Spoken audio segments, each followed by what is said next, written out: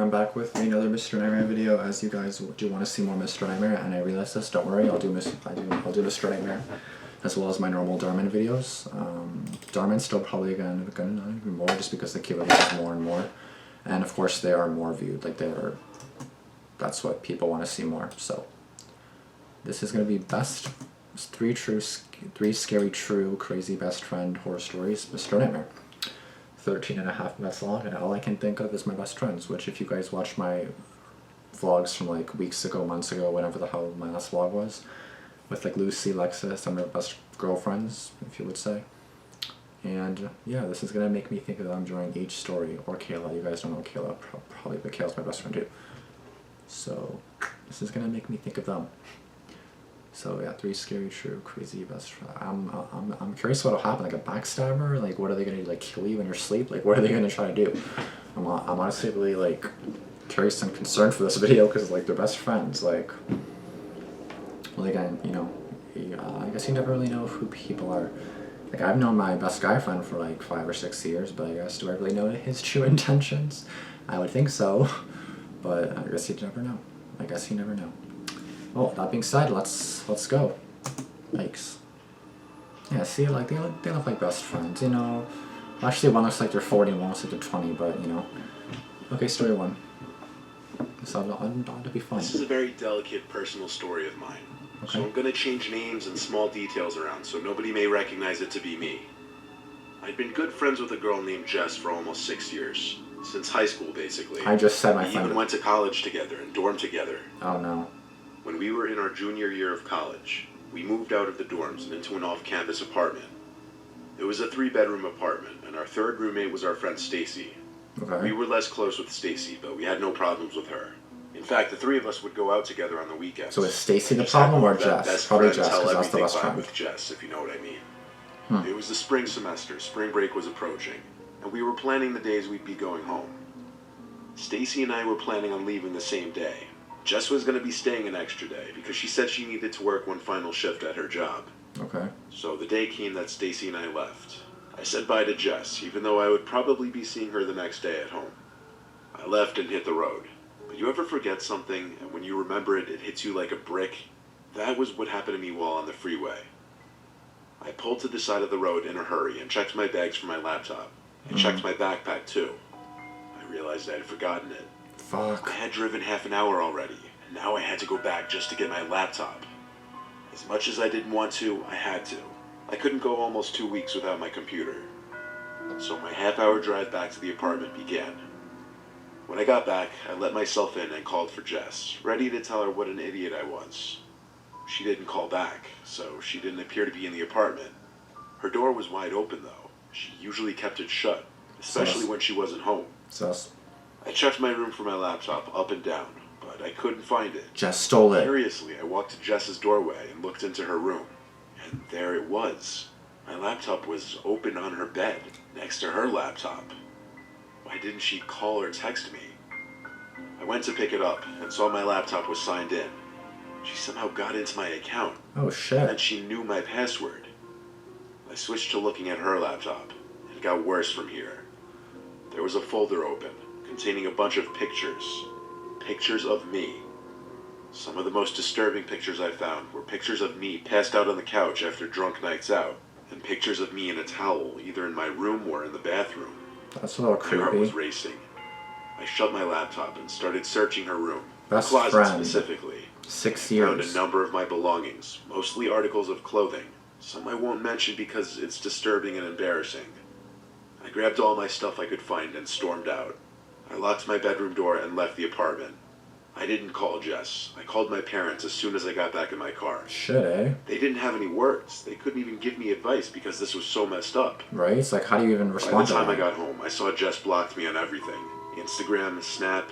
I assumed she blocked my number too, but I never tried contacting her again. Best friend for 6 years and that happens? By the time I got back to the apartment a week and a half later, all of her stuff was out of the apartment. What? I didn't see her again for almost a whole year, until she was out with our mutual friends and we ran into each other. That's she awkward. wouldn't even look at me. She couldn't even gather the courage to confront me about it. The person that I thought was my best friend for 6 years was a sick, twisted stalker storing lewd pictures of me and stealing my belongings. Shit. This brought to light an incident that happened our first month in the apartment. I was drunk after a night of drinking, and I woke up shortly after falling asleep to a sound in my closet. I remembered sitting up, rubbing my eyes, and looking around the room, thinking I saw and heard someone in the closet. I was so scared that I ran to Stacy's room screaming because her room was closer. By the time she went to check the room with me, the closet was empty, and Jess allegedly never woke up to come check the commotion. It made sense to me now that she was in my closet that night. Fuck. I get sick to my stomach thinking about all the things that she may have done that I will never know about. Fuck. Like, you think they're your best friend and they're just not. For 6 years, though? I just said my best guy friend for 6 years. Fuck. I'm gonna have to have a talk My with old him. best friend Jason had a number of disorders. Well, Okay. I guess if you'd call them that. He had insomnia, he frequently had night terrors, and he battles depression. I'm sure he's got other personal issues that he doesn't really share. All I know is he takes a lot of medication. One day, he and his roommate were having serious issues, worse than usual. Jason called me all distressed, saying they just got into a screaming match with one another, and it almost got physical, and that he needed a place to crash for a couple nights. I told him not a problem. He could sleep on the couch in my apartment for a few nights. When he arrived, I tried pressing him for more details on the fight, like why it happened, but he didn't tell me anything. I respected that though. If he didn't want to share personal details like that, I wasn't going to press him further for it. He dropped his backpack full of clothes in the corner of the living room, and he kind of just watched TV and played Call of Duty on my Xbox for most of the day and night. I hung out with him for a bit, but I had my own things to take care of. When I got home, Jason was passed out on the couch under a blanket. I passed him quietly and got ready for bed. I woke up randomly, feeling extremely thirsty, and the water bottle I kept next to my bed was empty. So I quietly went through the living room towards the kitchen. As I passed by the couch, I couldn't help but notice Jason wasn't on it. His bag was still in the corner of the room though, so it's not like he left. Maybe he ran to the bathroom. Either way, I didn't look around for him. I went back to my room and kept the door open a crack.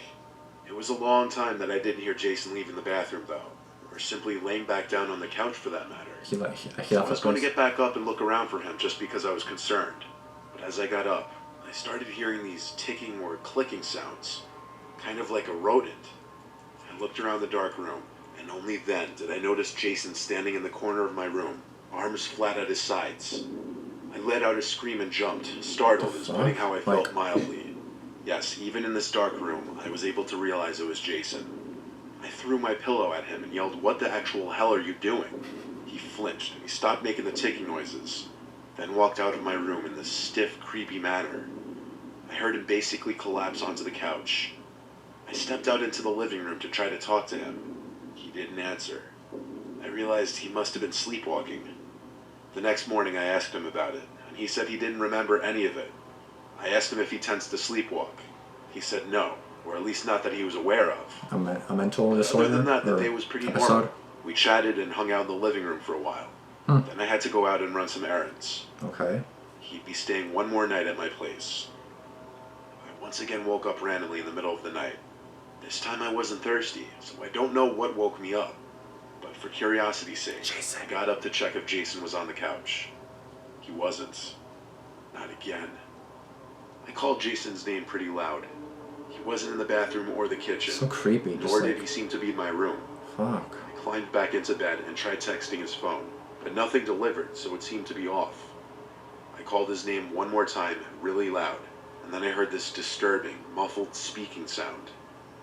I looked at the closet where it was coming from, and I saw through the 6-inch opening, Jason's face in the dark, peeking through the door, his hands over his mouth. I yelled at him full volume to get him out of my closet. What the fuck? He didn't listen. He had to be sleepwalking again. I went to the closet to open it fully. I grabbed his arm and pulled it to get him out of the closet. But as I did that, I saw the big carving knife in his hand. I looked at his half-lifeless looking face and ran to the bathroom and locked myself in. Shit. I considered calling the police, but I didn't. I waited until I heard him go back to the couch. Then I ran to my room and locked the door. Yeah, what if he kills you in your sleep? I didn't understand how sleepwalking could escalate to a level that he'd be picking up weapons. It didn't seem right. He's not sleepwalking. Laying in my bed at 3 in the morning, I DM'd his roommate telling him what just happened and asking him what happened between the two of them. He didn't reply until the next morning. Okay, well now we know why I they woke broke up to up. 3 long DMs from his roommate. Basically, in short, he told me Jason is a sicko freak who needs help. And he said Jason came into his room with a knife the last night he was there and was standing at the foot of his bed before he tackled him to the floor. He said Jason claimed it was sleepwalking, but his roommate didn't believe it. This made the whole thing even scarier because Jason told me that he doesn't sleepwalk, or not that he's aware of. I asked Jason to leave that day because of what was going on. Yeah, He did so. I would I think not. he went back to his mom's house. Not be Jason and comfortable I with still that. follow each other on social media, and I kind of faded things out from him after that. I still don't know what to make of him or the fact that he brought a knife into more than one person's room in the middle of the night. It's probably like a mental, psychological episode. That's all I can really think of. Because, like, if it's not sleepwalking, it's obviously some kind of mental thing. Like, obviously, you're best friends, right? This is So, a deeply personal and disturbing story. I'm not sure why I'm choosing to share it with the internet, but here goes. I don't have too many friends. Up until a few days ago, I looked at this guy Milo as my best friend for a while. I met him in one of my college classes. We got along mostly because we always cheated on tests together and helped each other to find the answers for our homework assignments. snakes. Eventually, we started hanging out outside of class, and I would sooner or later start telling him a lot of personal stuff that I didn't tell many other people. Just because I felt most comfortable with him didn't mean I saw him as this super high quality, genuine guy. He was just someone I thought was somewhat there for me. There was this one night I didn't have plans, so I hit him up, and he suggested we hit one of the bars in town. I drove the two of us there since I wasn't planning on getting too drunk. This night, though, he for whatever reason decided to get blackout wasted, ordering shot after shot, mixed drink after mixed drink. I had a couple drinks and cut myself off so I could drive. Milo was so drunk that he was approaching random girls and saying some pretty foolish things that were causing me to cringe. At one point I had to apologize to these two girls for him and tried to make light of it, but really the night just wasn't going the way I wanted it to, which was to have a chill, laid-back night out with my friend. And he's He made just... it stressful, so I pulled him out of the bar and sat him in my car to drive us back to his apartment. I'd never actually been inside of his apartment before. This was the first time. Uh-oh. I walked him inside and laid him down on his couch, where he instantly seemed to just crash and pass out. He dropped his phone out of his hand and onto the floor, but didn't flinch. So yeah, he was out. His phone was on and unlocked, though. Honestly, I always wondered what the hell Milo even did for work, considering he always seemed to be down to spend money, but never talked about work. In a perfect world, I shouldn't have done this, but I picked up his phone and started going through his camera roll. I don't know what I was expecting to find, honestly. I was really just being a sneaky snoop. But I was doing it because I often thought Milo was a little sketchy and was hiding some things. His camera roll was full of junk, like screenshots of websites, texts, and a bunch of selfies. So I went to the album section and found this suspicious album titled Girls. I opened it expecting to find nudes or porn pictures or whatever, but no, it was much worse. What I found in there were pictures of young women tied up to a bed, and a lot of the pictures the women were visibly distressed and crying. I won't get into any graphic detail, but the pictures were disturbing. I thought maybe they were from the internet at first, but I took note of the blue bed cover. I went to Milo's room and flicked on the light. When I saw the blue bed cover, I shook my head in disgust, and I guess because I actually had no idea how to feel. I sent a couple of the pictures to myself, then deleted the texts off his phone. I put the phone back on the floor next to him and left. The next day he texted me, "I know you went in my room. We need to talk now." Oh, He followed shit. that up with, "If you saw any pictures, they were just role-playing pictures." I ignored him. I didn't know how he knew I saw the pictures, though, and I don't know how he knew I was in his room. Fuck. That next night he came to my door and rang the bell like 30 times. Shit. I ignored it. And hours later, when I was trying to sleep, rocks were thrown at my window, and I heard Milo outside calling up to me. God. Moments later, I heard him trying to open one of my windows. That's when I picked up my phone and called him. Oh Yelled my- at him to simply leave me alone or I would be calling the cops. Jesus. Then I hung up. He didn't text me or call me again. I still have those two pictures on my phone, and I'm really wondering what I should do and how I should proceed with it. If he really knows I saw those pictures, I don't know if he's going to target me if he gets the chance, or if he's going to move out or what, but at this very moment, I'm a little scared for my well-being.